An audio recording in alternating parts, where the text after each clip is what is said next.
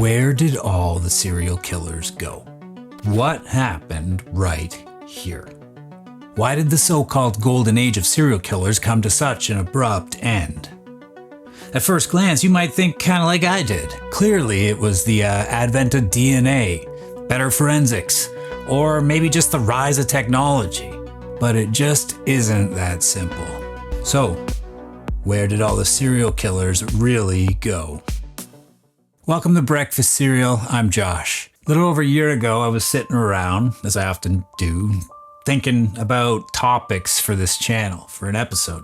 As I was looking through the list of terrible guys that I'd already covered on the channel, started to think kind of like, wow, I've done a lot of the who's who of serial killers already.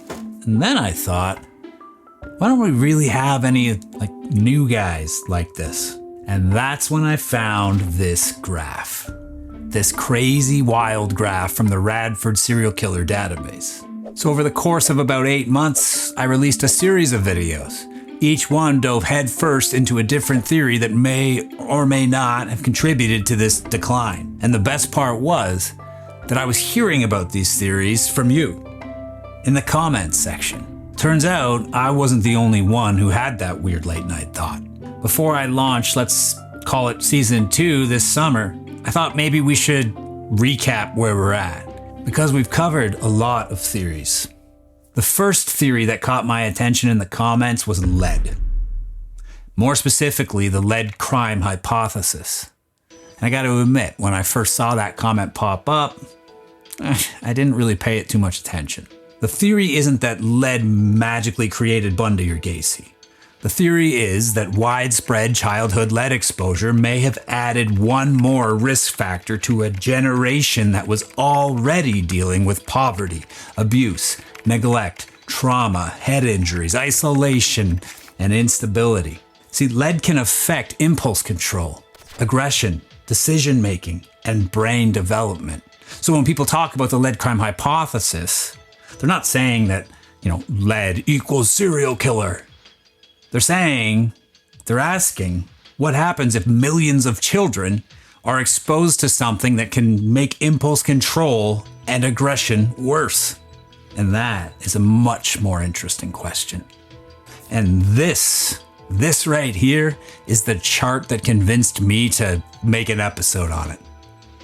Lead exposure rises, and about 20 years later, violent crime rises. Lead exposure falls, and about 20 years later, violent crime falls. Now, that doesn't prove everything. As we know, correlation doesn't equal causation. But it's definitely not nothing either. I mean, it's not a magic answer, not a serial killer chemical, but, maybe it is one more weight on the scale. If you want the full version of that theory, go watch the lead episode, because it goes deeper into the charts, the birth years of most of these guys in the golden age, and the actual lead crime hypothesis. The next theory I explored was one of the most common things I see in the comments. And honestly, I still see it probably once every few days or so. Serial killers didn't disappear. They just evolved into mass shooters. And I get the thought behind that one.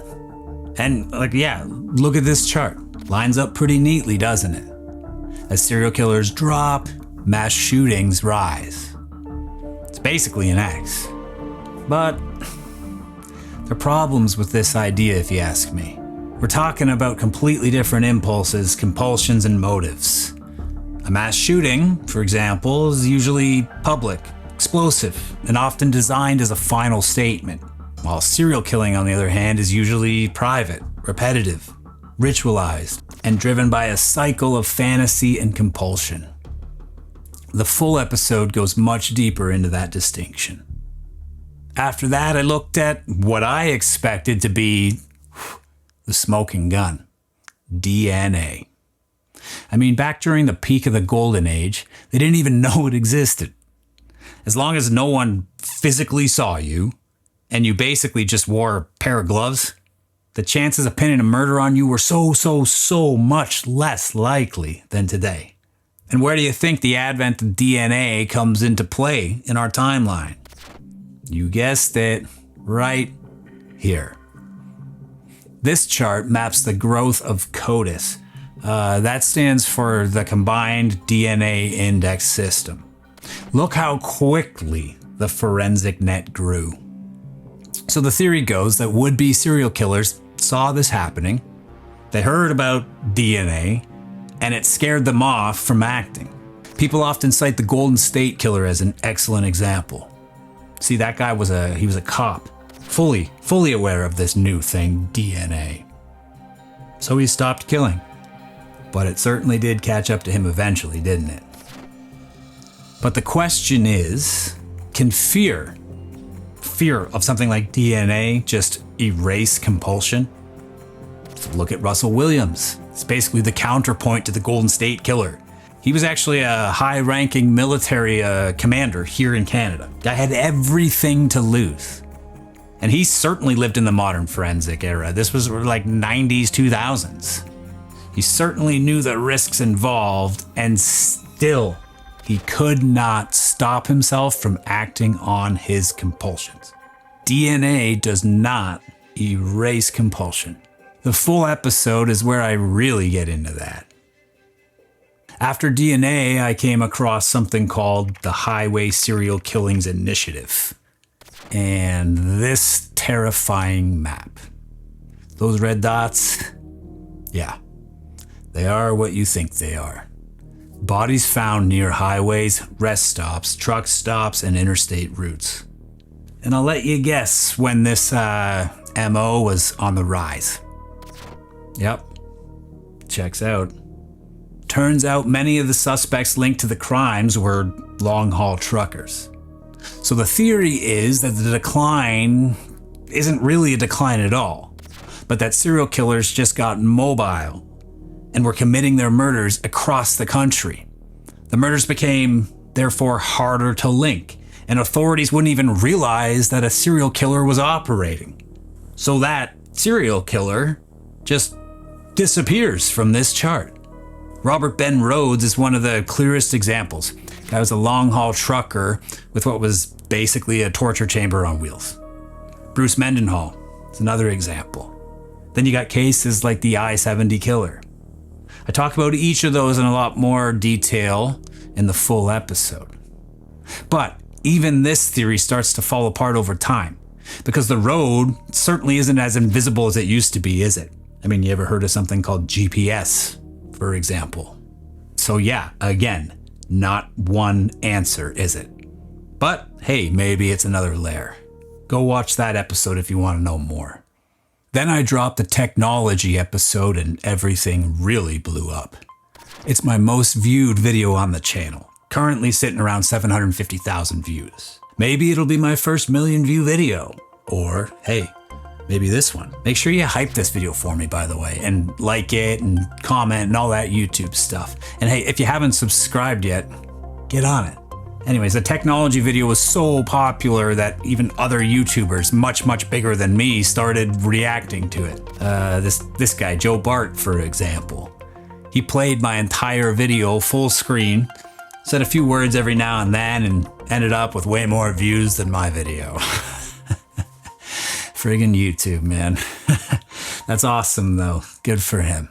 Anyway, the tech video was in response to everyone in the comments talking about cameras being everywhere. It's certainly a fair point, isn't it? I mean, during the golden age, there was very little surveillance. Nowadays, we got cameras everywhere, including one on each of us. But beyond that, the internet, the creation of digital databases for law enforcement like VICAP and the NCIC. All these advancements coincided with the decline. The full episode also gets into the advent of the 911 system, which, believe it or not, wasn't widely adopted, even in the United States, until the 1980s. It also talks about internet sleuths, for better or for worse. Next up was the theory that there was actually no decline at all, but that the media tilted the cultural narrative in favor of ratings and good headlines. If you look at charts of news coverage from that era, violent crime was disproportionately represented compared to almost any other issue. Studies of local and national TV news show that crime stories routinely made up anywhere from 25 to 50% of broadcasts, even though actual crime rates didn't justify that at all. I've talked about it in other videos on this channel. If it bleeds, it leads. See, murder made headlines, especially weird murder. Weird murder sold papers. And eventually that coverage shifted in favor of new forms of violence. The spotlight moved. Mass shootings, terrorism, school shootings, internet crime, political violence. And the serial killer no longer sat at the center of public fear, or at least in the same way. Occasionally a guy like Rex Heuermann breaks through to the forefront, but by and large, the media has moved on. Or so goes the theory anyway. Not that serial killing stopped, but that it feels less front and center, less part of the zeitgeist. And finally, I got to vulnerable victims. Now this may be the theory that reframed the whole series for me.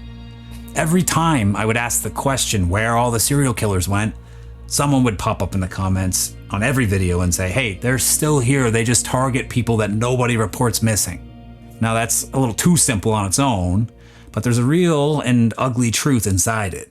You see, the golden age of serial killers was not just about who was killing. It was also about who the media and police were watching. Many of the most famous cases involved victims who generated immediate public panic. Young, white, middle-class, suburban, or college-age women. I mean, think about it. Look at the victims of Bundy. Or Ed Kemper, for example. Even Son of Sam. Fast forward a little bit and guys like Samuel Little or Joel Rifkin understood this. They're caught by mistake, essentially. See, police weren't actively searching for a serial killer when they caught Rifkin. Guy was just an idiot. Samuel Little didn't get caught in some dramatic serial killer manhunt. He got picked up on an old drug warrant, then DNA did what decades of policing hadn't. It made the pattern visible. In Canada, right here, we got guys like Robert Pickton. Dead now, thankfully. But he showed how long women can disappear while families and communities are screaming for attention. Bruce MacArthur, Toronto. Guy shows how a community can fear a pattern before the system fully catches up. We got the Highway of Tears, which shows what happens when geography, racism, indifference, and violence all overlap. So maybe part of the decline is not really a decline. Maybe part of it is just visibility. The question might not just be, where did all the serial killers go? It might also be, which serial killers did we stop noticing? That is a much uglier question. So, after a year and all of those videos, do we know where all the serial killers went? Kinda. I think each of those videos represents a theory that did play a role, contributed to that decline. Another weight on the scale, like I said. But the conversation isn't over. So this summer, I'm diving back into the question and exploring some of the wildest, but still worth considering theories. And believe me, it gets even messier. We're gonna talk about abortion, mass surveillance, MK Ultra, urbanization, better parenting, mental health awareness, and yeah, based on comments, we probably need to talk about rural killers, forests, national parks. I've even heard cave systems mentioned. Now, I'm not going to unpack all of that right here, right now, because those are the future episodes. So for now, just know this. The next batch is where the series gets more controversial, more uncomfortable, and probably way more annoying for the comment section. Make sure you subscribe and stick around, because we're getting into the weeds. I'm still asking where all the serial killers went, and apparently, so are you.